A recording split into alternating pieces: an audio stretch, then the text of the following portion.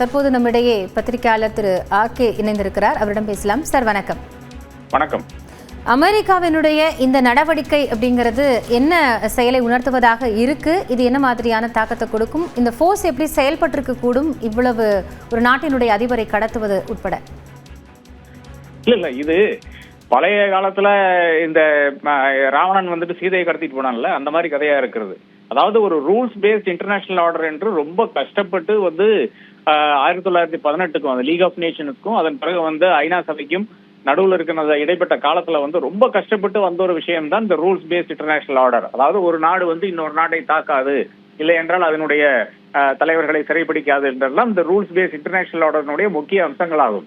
அந்த அம்சங்களை வந்து அப்படியே முழுக்க வந்து தவிர்த்து விட்டு எங்களுடைய நாட்டினுடைய இதுதான் முக்கியத்துவம் என்று கூறிக்கொண்டு ஒரு ஆயில் ரிச் கண்ட்ரி, உலகத்திலேயே அதிகமாக எண்ணெய் வளம் இருக்கிறது வெனிசுவேலா தான், அனைவருக்கும் தெரிஞ்ச விஷயம். அந்த நாட்டை வந்து ஆட்டையை போடுவது என்றது நிச்சயமாக ஒத்துக்கொள்ள முடியாத ஒரு விஷயமா இருக்கிறது. இப்போ இதனுடைய விளைவாக என்ன இருக்குன்னு பாத்தீங்கன்னா, யாரு வேணாலும், எந்த நாடு வேணாலும், எங்க வேணாலும், யாரை வேணாலும் ஏறி அடிக்கலாம், யாரை வேணாலும் கொள்ளலாம், யாரை வேணாலும் தூக்கிட்டு வரலான்டா. இந்த சீதையுடைய கதை மாதிரி தான் எனக்கு தெரிகிறது. நிச்சயமாக வந்து இது உலகம் ஒத்துக்கொள்ளக்கூடாத ஒரு விஷயமாக நான் காண்கிறேன். இப்போ இந்த மாதிரி நாடு கடத்தக்கூடிய ஒரு சிச்சுவேஷன் இருக்கு அப்படின்னா அதுக்கு முன்பாகவே அந்த சினாரியோ நமக்கு தெரிய வரும் தானே? அமெரிக்கா தாக்குதல் அப்படிங்கிற அடிப்படையில் ஆரம்பிச்சு அது நாடு கடத்த வேண்டிய சூழல் ஏன்? இல்ல, இதுதான் அமெரிக்கா செய்கின்ற ஒவ்வொரு விஷயம் வந்து இது வந்து ட்ரம்புக்கு தெரியுமான்னு கூட நமக்கு தெரியாது. ஏனென்றால் அவர் வந்து he is not in control of his faculties என்ற அந்த விஷயம் வந்து பல இடங்கள்ல வந்து கொண்டுதான் இருக்கிறது. அவருக்கு புத்தி சுவாதீனம் இருக்கா என்று கூட தெரியாது.